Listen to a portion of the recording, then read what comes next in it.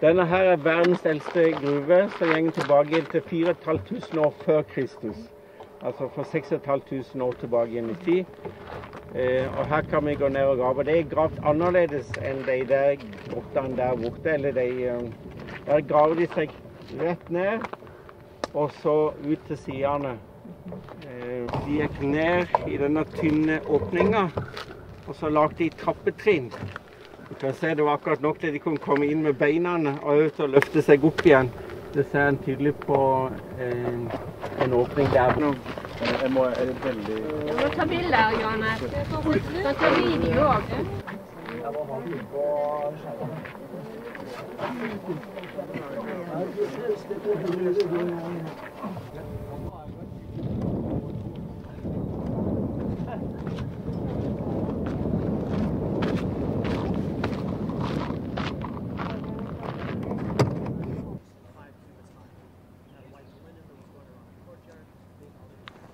Questions or anything you can feel free to ask. Mitt navn er Ben, og jeg skal være guiden deres i dag, og hvis dere har spørsmål, så føl dere fri til å spørre. This is a life-size replica of the tabernacle built by the children of Israel. Dette er en kopi av Tabernaklet som ble bygd av israelerne i ørkenen. The story of the tabernacle begins in the book of Exodus, chapter 25.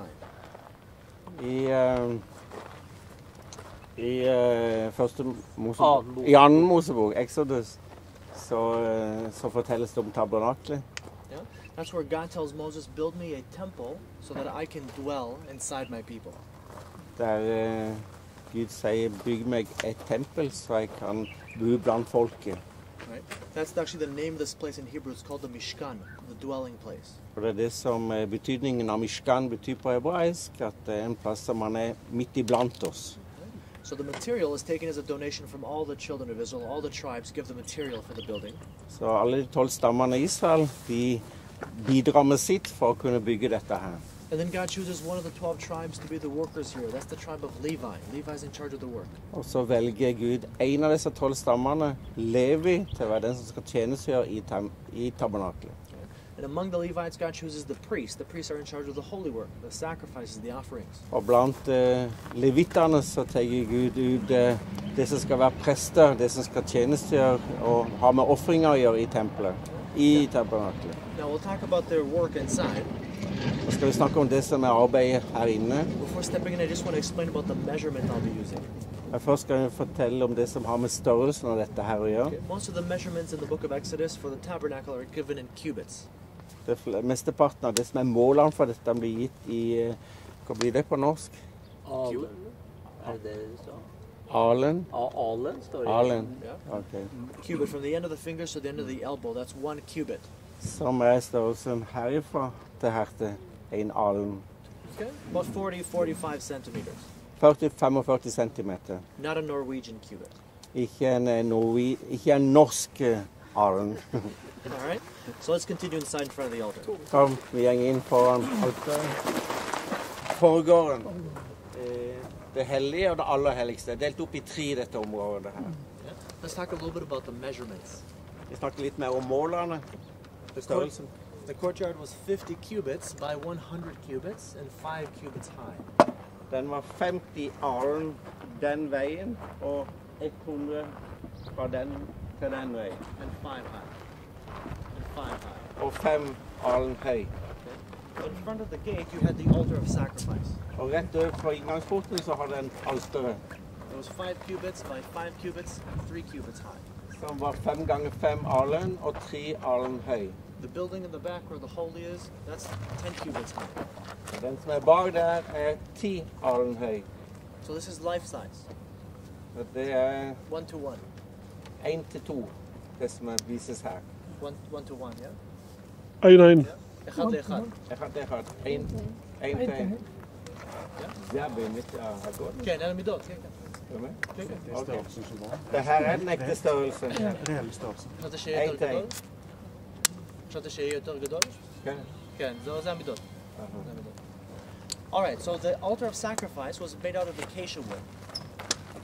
Det her alteret var lagt ut av akasia-tre It was covered with copper. og var kledd med kobber. And this is where all the different kinds of sacrifices were brought to. Og det her de forskjellige ofrene ble tatt til. Now, not everything that was brought here was a sin sacrifice. Ikke alt her var et syndoffer. But the most important of the sacrifices are the sin sacrifices. Men selvfølgelig det viktigste av offringene som det var syndofferet. Because sin is what separates between God and between people. For det er synd som det som separerer oss fra Gud, mellom mennesker og Gud. So to make payment for that sin is the most important duty of the priests. Så det å gjøre opp for synder er den viktigste oppgaven for prester. So a person would bring his sacrifice to the gate of the tabernacle. Han kommer her med inngangen med det han vil offre. He would hand it over to the priest. Han overlever til presten. The priest kills the animal near the gate. Og presten vil ta livet av dyret nær inngangen. Walks up a dirt ramp. Og går opp på denne rampa. And he sprinkles the blood on the horns of the altar and around the altar. Og så vil han sprute blod på hornene og hjørnene på alteret. And this is very important to understand. Og det er veldig viktig å forstå det. The blood is a very important symbol in the tabernacle. Blodet er en veldig viktig del av dette som har med tabernaklet å gjøre. In the book of Leviticus,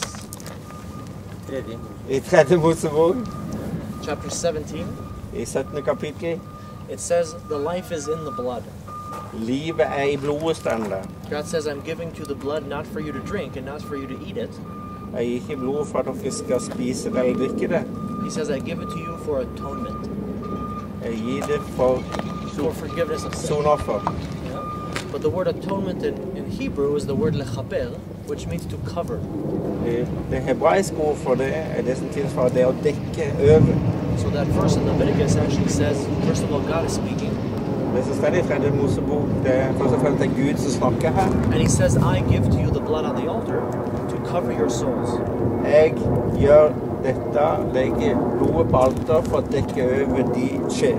Because only blood can provide the covering for the sins of the soul. For bare blod kan dekke over synder i sjela. Right? So that's what happens over here. The payment for sin is made at the altar of sacrifice. Så det er sånn her er det en offring og blodet tar vekk synder. Right? So we'll talk more about sacrifices when we get to the Day of Atonement a little bit later. Vi skal snakke mer om offring når vi kommer inn her.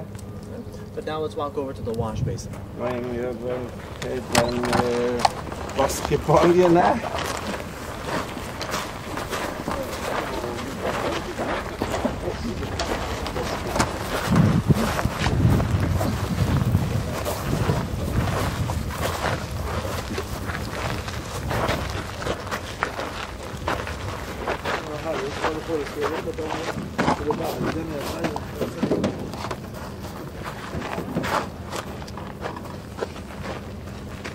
So here we have the wash basin. Her har en vaskekare. The wash basin was made out of copper Det var jo lagt av kobber. with no cubits to that, no measurements. We don't know how big it was. Vi har ikke noe mål for den størrelsen på det. But we know that it contained water. Men vi vet at det inneholdt vann, It was put between the altar and the holy place. og det var mellom alteret og det hellige. And here the priests would wash their hands and their feet before sacrificing and before entering into the building. Og her vil alltid prestene vaske hendene og føttene før offringer, før de gikk inn i det hellige. And this is only the work of the priests. Og det er kun prestene som gjør det. The Levites were allowed into the courtyard, Levittene hadde lov til å komme inn her, but they're not allowed to touch the altar. They don't sacrifice. They don't wash here. men de hadde ikke lov til å røre med alteret og heller ikke vaske hendene her. At the very beginning it says that there were 8,000, I begynnelsen at de var 8.580 580 og 80 Levites between the ages of 30 and 50.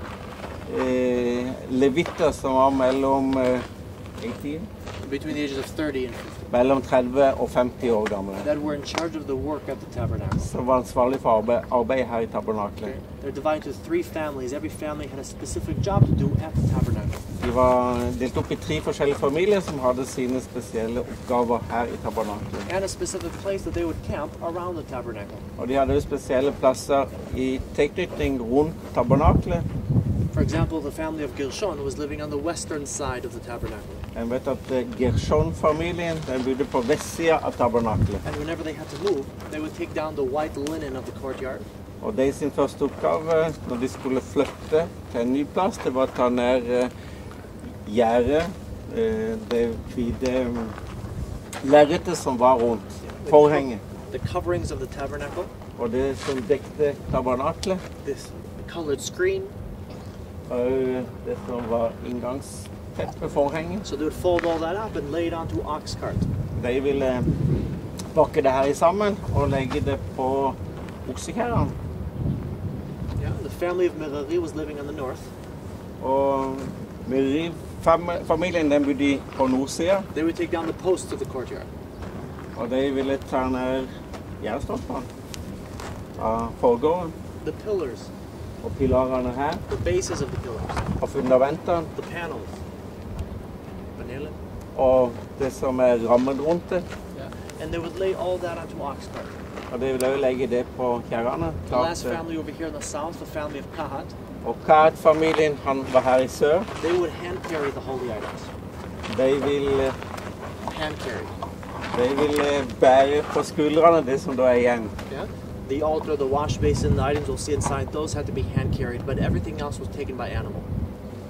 Det gjaldt. Den siste familien tog det som var tilknyttet til alteret, herkaret og de andre tingene der inne som ikke ble lagt på oksekjerrene, ble håndbært. And then in front of the tabernacle you had Moses. Og foran tabernaklet der stod Moses. Aaron, the first high priest. Og Aaron som var den første ypperste prest. And the 4 sons of Aaron. Og de 4 sønnene av Aaron. So the tabernacle is in the center, and then the Levites completely surround the tabernacle on its 4 sides. Så levitterne, de var omringet hele tabernaklet. And then surrounding the Levites, you have the tribe of you have all the tribes, all the 12 tribes. Og rundt deg igjen hadde du de andre stammene, resten av stammene. So again, the priest would wash his hands and his feet at the wash basin, then he could enter into the building. Så etter at presterne hadde vasket hendene og føttene, så kunne de gå inn i det hellige. Now into the holy place, only priests were allowed in here. Nå har vi kommet inn i det hellige, og her var det kun prestene, alle de stammer som hadde lov til å komme inn. And behind this curtain, that's the holy of holies, only the high priest could enter. Og bak det forhanget der, så var det kun ypperste presten som kom inn i det aller helligste. And only once a year on Yom Kippur, on the Day of Atonement. Og bare en gang, og det var på forsoningsdagen Yom Kippur. Now inside the holy place, you had the menorah, Inn i det hellige, and the altar. inn i det hellige så hadde en den syvende lysestaken. En hadde bordet her, og en hadde alteret der. The menorah was made out of gold. Den syvende lysestaken, den var lagt av en gull. With no cubits given out, no measurements. Det ikke noe mål på det heller, så jeg vet ikke nøyaktig størrelse. But it had 3 branches off of either side. Men vet du, den hadde 3 greiner på hver side. And then almond as the decoration on the branches. Den var dekorert på en spesiell måte. 7 oil lamps on the top gave light. 7 oljelamper på toppen. And this was the only source of light in the room. Og det var den eneste opplysningen der var i rommet. The screen that we just passed was always closed, and there are no doors or windows. The menorah is giving light. Det vi gikk gjennom var alltid stengt. The menorah was put against the southern side, the southern wall. Den var plassert mot den sørlige vegg. Directly in front of it on the north was the table of showbread. Rett for den så stod brødbordet. The table was made out of acacia wood covered with gold. Og det var jo langt av akasietrær, kledd av gull. It had 12 breads on it. Det var 12 brød. The bread that represents the 12 tribes of Israel and how God looks after them. Så representerte de 12 stammene av Israel. This bread was eaten before God every Shabbat by the priests. Det ble spist hver eneste sabbat foran av prestene. And if you also remember the story of David, when he runs away from Saul and he meets a priest. Vi husker historien når David gjemmer seg for Saul. It says that he eats from the showbread. It's talking about the same bread. Det står i skriften da at han spiste fra skubrødene. Over here we have the altar of incense. Her har en det andre alteret, så kalles det for noe? Røkofferalteret. The altar was made out of acacia wood covered with gold. Og det var jo lagt av akasietrær, kledd med gull. It was a cubit by 2 cubits. Det var 1 alen ganger 1 alen og 2 alen i høyde. Inside it there was fire. Oppi her var det ild. This altar is only for incense. Incense? Bare for røkelse. Bare for røkelse. Yeah. But the altar outside, that's where they got the fire from. They would bring fire from the altar of sacrifice to here. De tog ilden utenifra på det andre alteret, tog det inn her. And then the priest would light incense in the morning and the evening every day. The priest Og presten would light incense ville ta røkelse inn her every morning and evening. hver morgen og hver kveld. And here we have the clothing described for the priest and the high priest. Her kan man se kledninga til prestene og typerste presten. The priest wore a white hat, white tunic, and white pants. Presten hadde en hvit kippa og kjortel og bukse. And a colored sash around his waist. Og hadde en fargerik belte rundt livet. The high priest also wore a white hat, tunic, and pants. Typerspresten hadde også hatt kjole og bukse. He also wore a colored sash. Og den hadde også fargerik belte. But only he wore a golden band on his forehead that says Holy to the Lord. Men bare han hadde et pannebelte som det stod Hellig er Gud. And over his white clothing a blue robe. Og over den blå kjortelen hadde han en blå kjortel. And on the hem of the blue robe a golden bell and pomegranate. Og rundt den blå så var der bjøller som var formet som granateple. And over his upper body he wore the ephod. Og over det så hadde han It's like a vest. en vest på seg. It had two stones on its shoulders. Han hadde 2 steiner på begge sider av skuldrene. Engraved onto the stones were the 6 names and 6 names of the children of Israel. På steinene så stod der de 12 stammene, 6 stammer på den siden, 6 stammer på den andre. It was connected to the breastplate, Og den var tilknyttet av det som var brystplater. which had 12 stones on it and one name engraved onto every stone. Og på den var det 12 steiner med de 12 navnene av Israels stammer. Remember, the reason why he's wearing these names Grunnen til at han bar navnene, also explains his purpose. og det forklarer årsaken. A representative of the people of the tribes, Han representerte Israels stammer continuously serving in the holy work for the people that are outside. for å tjene i det hellige for folket ut forbi. People would sacrifice before there was a tabernacle. Folk offret også før Tabernakels tid. But now the people bring their sacrifice and their offerings to the high priest, and he's the one who actually does them. Men nå kommer folket til ypperstepresten, og det er han som sørger for selve offringen. Now once a year the high priest would enter to the Holy of Holies on Yom Kippur. En gang i året så ville ypperstepresten gå inn i det aller helligste. On that day there are many sacrifices. På den dagen så er det mange offringer. But the first 3 sacrifices are done a little bit differently than the others, so I'll speak about those. Men de første 3 offringene er annerledes enn de andre. The very first sacrifice was for the sins of the high priest. Den første offringen var for synder til ypperstepresten. Before he enters with the blood into the Holy of Holies, he has to light incense, so he takes from the fire. Før han går inn i det aller helligste så må han tenne opp røkelse. And he would light it inside the Holy of Holies. Og så vil det jo åpne opp for det aller helligste for røkelsen skal gå inn der. So the room fills with the smoke before he goes in. Så før han går inn i det aller helligste så fylles det aller helligste med lukten fra røkelsen. And then he changes into his white clothing. Så tar han på seg hvite klær. Okay, so he doesn't wear this when he goes inside. Han har ikke på det blå her. He wears completely white and he goes into the blood. Helt hvit, så går han inn. There's one more sacrifice I want to talk about. Det er en tredje offring som jeg vil fortelle om. It's called the scapegoat.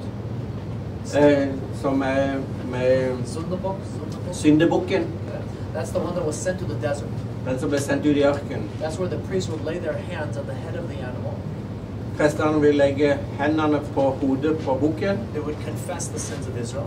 Og bekjenne synder til Israel. And then the animal was led into the desert with the sins. Og så ble bukken ledet ut i ørken med synden. It wasn't taken by the high priest, it was taken by someone else who was chosen for that duty. Den ble ikke tatt av ypperstepresten, men en eller annen som hadde den oppgaven. It was really a symbol of showing the people how the sin is taken away. Det var for symbolsk å vise folket hvordan synder ble tatt av gården. Yeah, the sin is taken from the people, it's put on this animal, and the animal is cast out and it never returns. Synder ble tatt av folket, puttet på dyret og gikk ut i ørkenen og kom aldri tilbake. So we'll talk about what he would do with the blood inside. So let's continue inside. Vi nå snakker om det som man vil gjøre med blodet her inne. Alright, so now we enter into the Holy of Holies. Når vi kommer inn i det aller helligste, You just passed the Belochet, that's the name of this curtain right here. vi gikk gjennom den dugen, det teppet som dekte, Okay? That's the separation between the Holy and the Holy of Holies. som separerte for det hellige inntil det aller helligste. So past it, that's where the Ark of the Covenant was kept. Det var her inne som selve arken var. The ark was made out of acacia wood.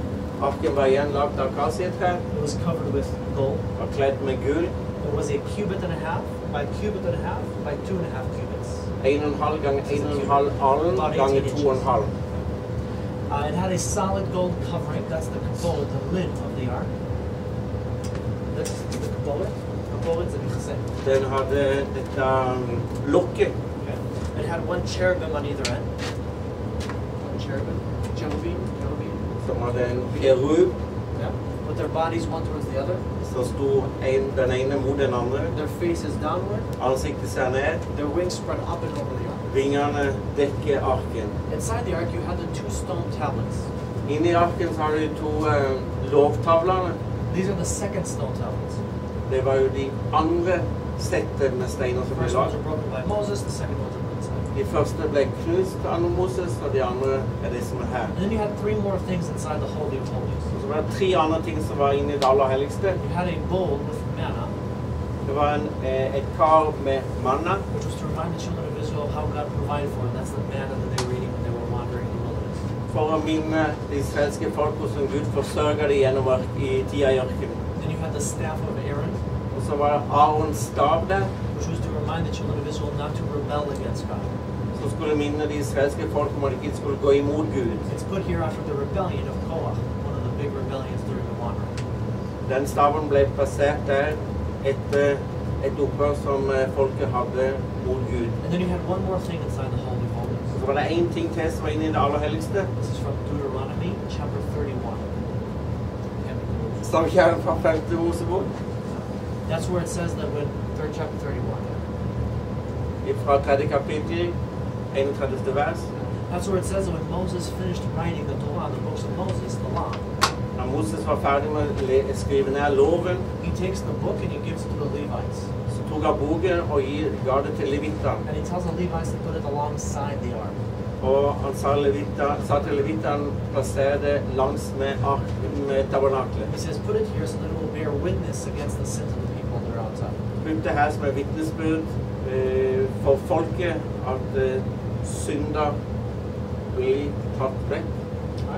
Now back to the work of the high priest on the Day of Atonement. Tilbake igjen til det som var jobben til ypperstepresten på den store forsoningsdagen. He's dressed in white. Han var kledd i hvitt.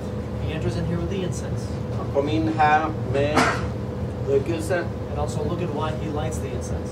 Og husk hvordan han tente lyst opp her med denne røkelsen. In Exodus 25, I 2. Mosebok 25 it says, God is speaking and he says, I will speak to you Gud sier, jeg vil snakke til deg, and I will meet with you jeg vil møte deg from between the cherubims and the covering of the ark. mellom kirublene foran arken. Now you're not supposed to see this, not even the high priest is not supposed to see the presence of God.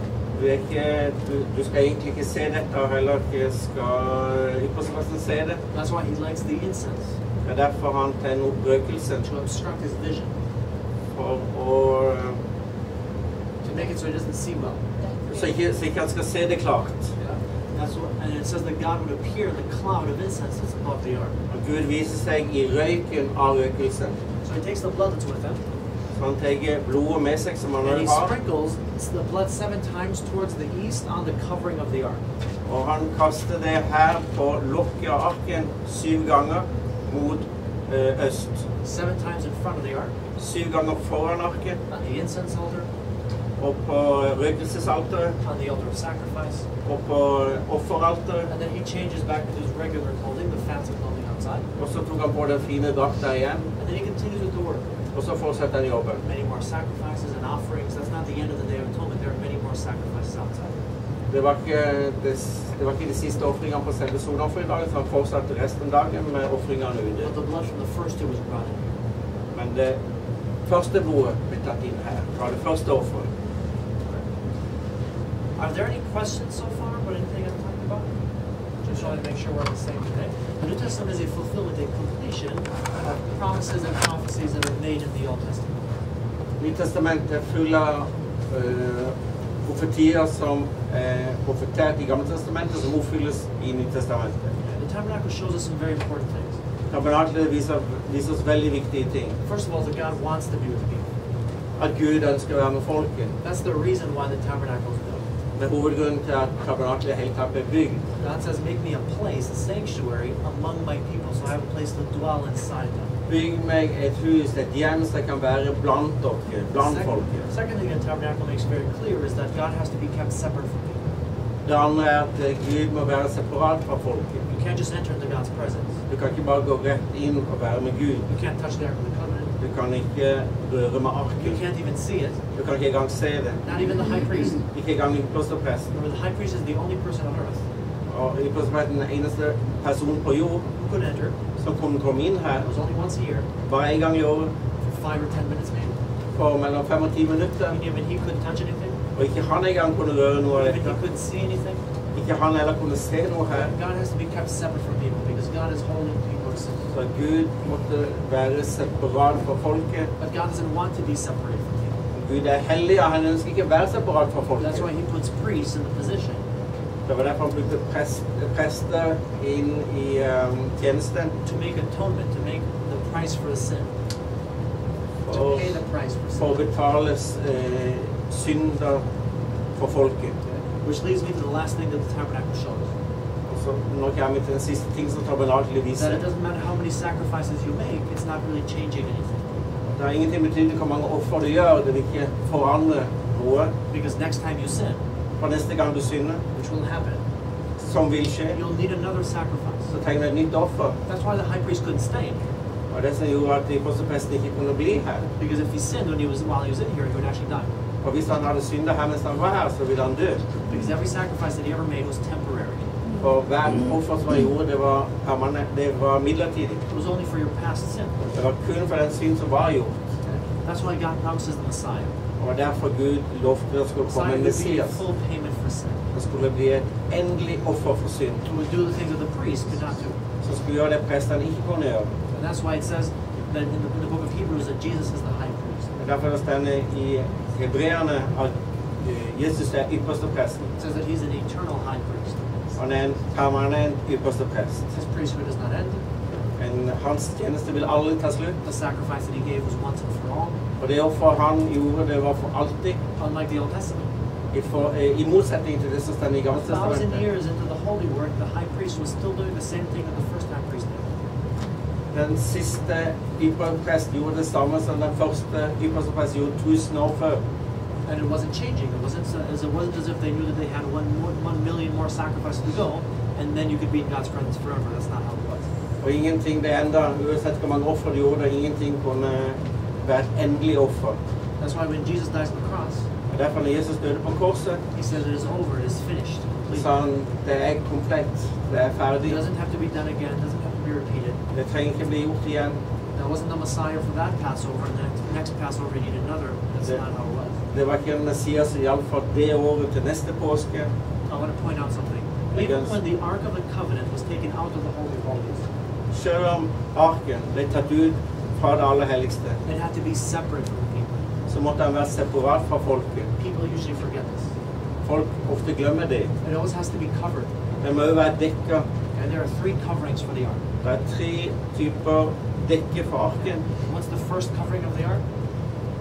Okay. What's the first covering? Hva er det første dekket for arken? Please remember this. This is really useful information. Prøv å huske det. Det er veldig meningsfull It's behind you. informasjon. This parochet, this screen, this curtain, that's actually the covering of the Ark. Dette dekket, teppet her, det er et dekke, det første dekket som var for arken. Numbers. I 4. Mosebok. Yeah, it says that the priest would stand inside the holy place. Står det at prestene står i det hellige, They would disconnect the parochet, the screen, og så vil de ta vekk forhenget, and they would lay it over the Ark. og så vil de legge forhenget over arken. I think it's 4. Check 4. Beginning like verse 3 or something. 4. kapittel, vers 3, Verse 5, kanskje. sorry. Vers 5. Okay. Then they would cover it, and then the Levites could enter because it's no longer the Holy of Holies, and they could carry it away. Så når forhenget lå over her, så kunne levitterne komme inn, for det var ikke lenger det aller helligste. This curtain, this parochet, is the symbol of separation from God. Det forhenget, det er et symbol på skillet mellom mennesker og Gud. That's why this is the screen that when Jesus died on the cross, Og det som gjorde at når dette forhenget, it was torn in 2 når Jesus døde på korset, ble delt i 2, reven i 2, from top to bottom, fra toppen til bunnen, showing that an entrance is made into the Holy of Holies. så som viser oss at vi har nå tilgang til det aller helligste. An entrance that wasn't there before. En tilgang som ikke var der før. Wasn't there as a result of what people did. It wasn't a result of people's actions. Det var ikke et resultat av det folket gjorde. It wasn't as a result of the sacrifices from the Old Testament. Det var heller ikke et resultat av offringene i Gamle Testamentet. But only as a result of the work of the Messiah, Jesus. Men kun et resultat av det Jesus gjorde. And that's, I like how the Bible ends. Og det sånn Bibelen avsluttes. In the book of Revelation, I Johannes åpenbaring, final chapters, det siste kapittel, where you have New Jerusalem. når du har det nye Jerusalem, And it says about New Jerusalem, det fortelles om det nye Jerusalem. here is God's dwelling place Her Guds bolig, among his people. sammen med hans folk. He shall be their God, Han skal være hans Gud, they shall be his people, det skal være hans folk, and he will wipe every tear from their eye. og han skal ta vekk alle tårer fra øynene. Very reminiscent of this tabernacle, this dwelling place. Very much reminding of this dwelling place. Det som minner oss veldig om denne plassen her, But this one was only the copy of what God had made. men det her var bare en kopi av det som Gud skulle lage. God tells Moses on the mountain, build it according to what I've shown you when you were on the mountain.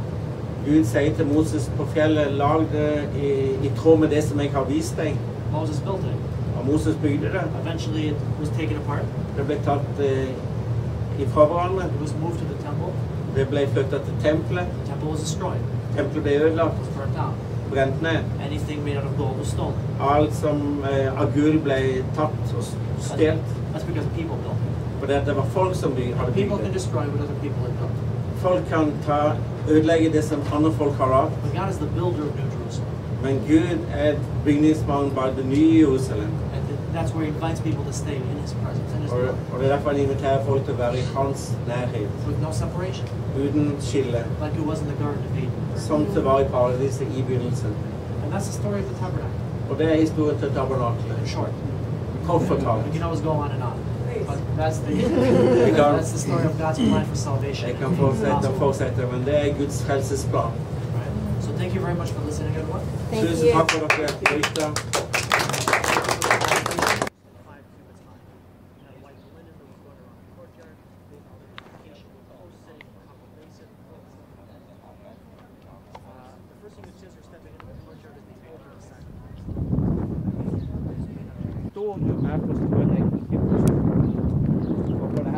Som guide kan jeg virkelig si det at hvis du en gang trodde at en kjente Israel, så forstod jeg at det var begynnelsen på det å kjenne Israel. Det er så uendelig mye å se. Jeg har snakket om denne turen som dere er med på.